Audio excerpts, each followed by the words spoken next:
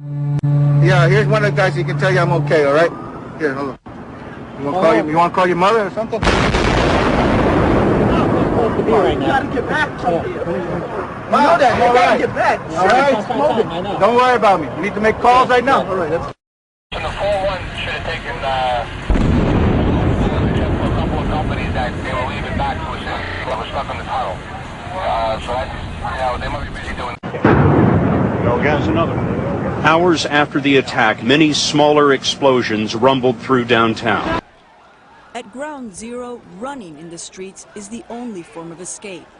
But on those same streets, the chaos and vibrations couldn't be avoided.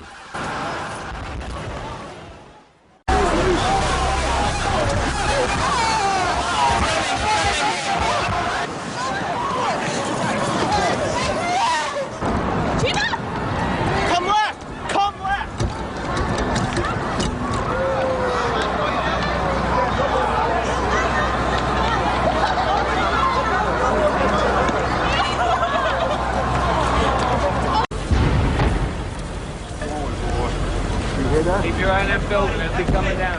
Building is about to blow up. Moving back. Yeah, we're up to the elevator, the 24th floor. As soon as we get up there, the elevator get out. Power, we lost power in the elevator. Thank God we kept one of the truck guys there, and he forced the door, and then we worked our way down the stairs. As we came down the stairs, we were just dragging people along with us, and then when we came outside, it just blew, the tower blew, and I found the mask on the floor as I was crawling.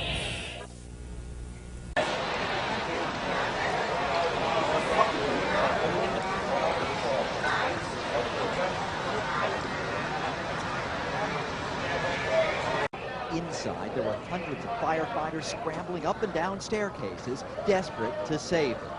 No one expected the towers to collapse. This is as close as we can get to the base of the World Trade Center. You can see the firemen assembled here, the police officers, FBI agents, and you can see the two towers.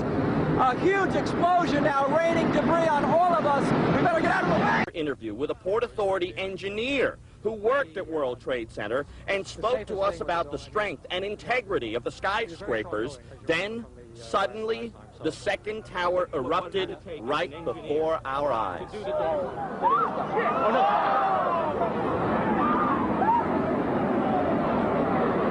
Let's get ready.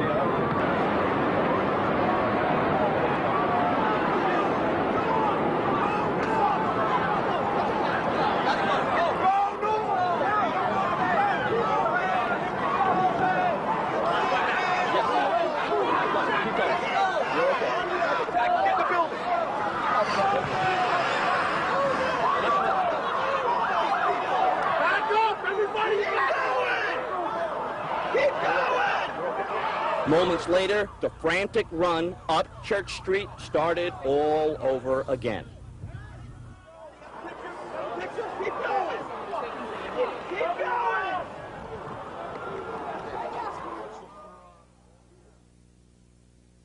Originally coming out the window, and I was, at that time I was quite upset about it, that I thought we should get in there. But then the explosion on the South World Trade happened, and I said, this is something we have to do, we have to back out. We backed out over here, and even then, that's when I was caught again in the second explosion. At 10:30, I tried to leave the building, but as soon as I got outside, I heard a second explosion, and another rumble, and more smoke, and more dust. I ran inside the buildings, the chandelier shook, and again, black smoke filled the air. Within another 5 minutes, we were covered again with more silt and more dust. And then a fire marshal came in and said we had to leave because if there was a third explosion, this building might not last. And all I could think of was just to get away from there, to get to safety. And as I kept walking to Canal Street, I could hear yet another explosion behind me. It was truly one of the most frightening moments I've ever lived through. Not only the rubble of the two tall towers this morning that were blasted. There's all these noises. I don't know what it is. No one can go in to get the people out. There's small explosions still going on. Yeah. We just heard another explosion. Go against another. Hours after the attack, many smaller explosions rumbled through downtown.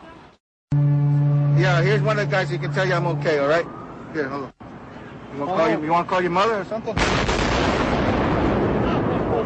gotta get back from here. You know that. You gotta get back. All right? Don't worry about me. You need to make calls right now.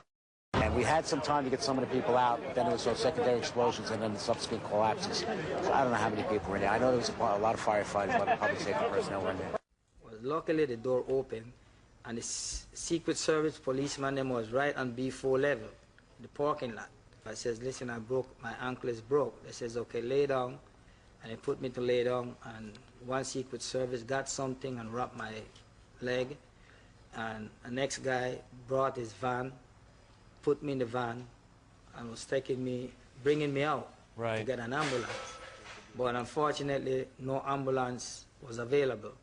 So he says, what we going to do? So as he says that, that's when the other plane hit the second tower.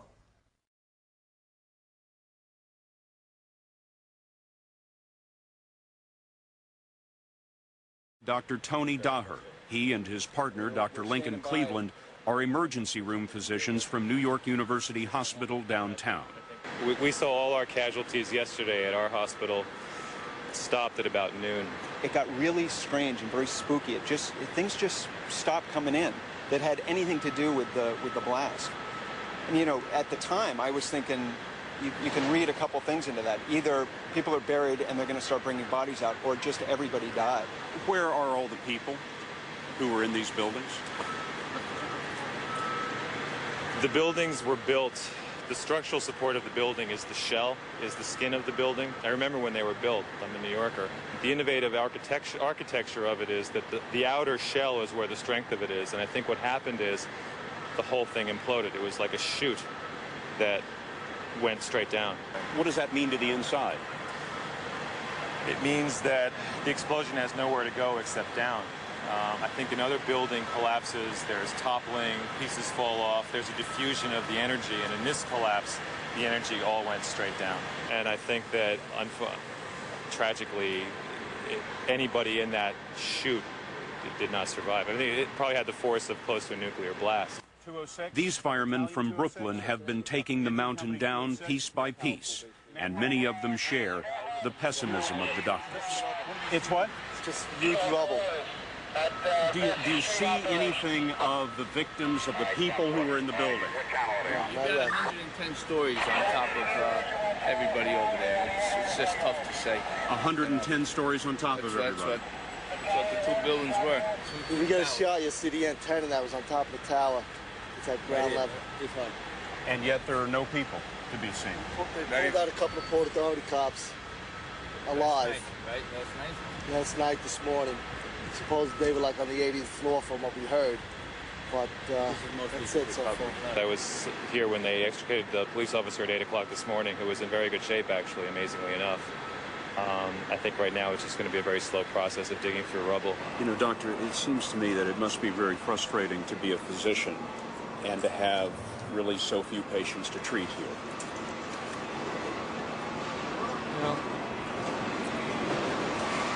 You know, I don't know the numbers yet, but I certainly hope that means that a lot of people made it out alive.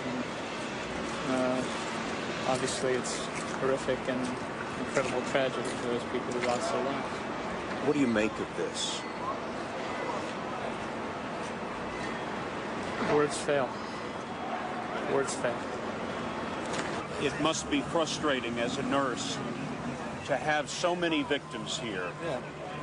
And you can't get to them, and you can't help them. Dr. Anthony Gagliardi says it's just scratching the surface. Most of what we've seen have been, in fact, the rescue effort workers, and not necessarily the primary victims who were already in the building. So we had the unenviable position of having too many doctors. There were too many doctors and not enough patients. First few floors is kind of still intact. So I'm hoping that most people undergrade, well, there might be a lot of voids, but unfortunately most people that were above the first few floors, very little hope as far as I know. Seeing the buildings come down, I was expecting an enormous number of casualties, and it is striking how few injured people there actually were. What exactly have you been doing, Jerry? Working through the rubble, assisting rescuers up at the first tower, and just removing rubble, concrete, steel, anything in the way. trying to look for people that are alive, any bodies. Why don't you try and describe the scene there at Ground Zero where the World Trade Center was? It's devastating there. It's just twisted metal. It just looked like there was a giant explosion. There's just concrete laying everywhere, twisted metal. Nothing's normal there. Everything is just blown apart. And there have been some rescues, but you haven't found many bodies, have you? That's correct. Do you have any idea why? No, not right now. One of the New York authorities actually pulled out from underneath the rubble. We believe they were trapped in an air pocket, but nothing more this morning. And in fact, what is strange really is the lack of people in hospital, considering we've only got a few hundred, considering how many people were in those buildings.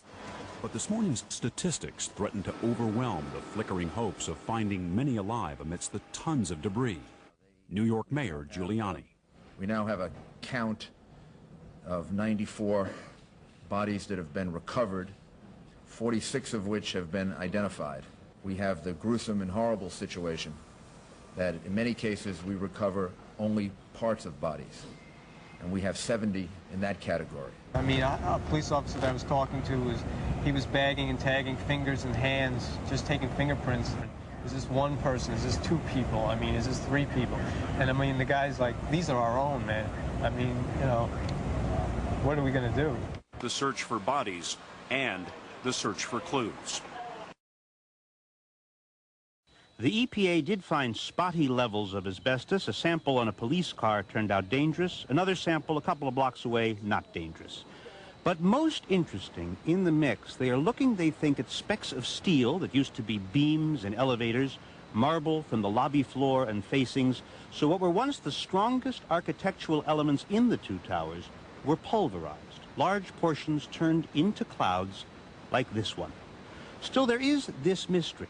If some of the hardest materials were vaporized, how to account for the presence everywhere of paper? Fully intact letters, business forms, stationery.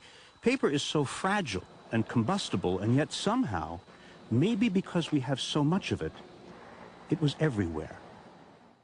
For example, is significant that it will help keep these visions, these images in people's minds for the days to come.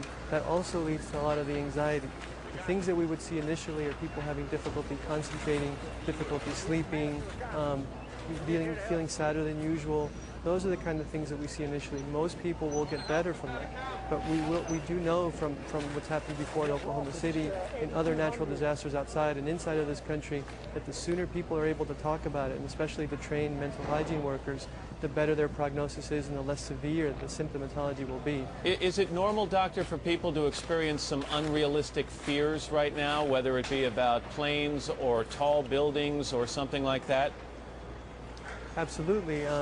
It's very easy for the events to kind of mushroom out of proportion. We have people here that came that we were trying to get in an elevator to go upstairs to one of our other counseling centers, and most people refuse to get in an elevator. That's an example of a kind of a cross-pollination, if you will, of all these stressors. Everything is going to become stressful to a lot of people in New York City for the next few days until there's some more stability and a sense that normalcy is returning. Just in dealing with the people that I've come in contact with, I notice a lot of people whose moods are fluctuating somewhat wildly.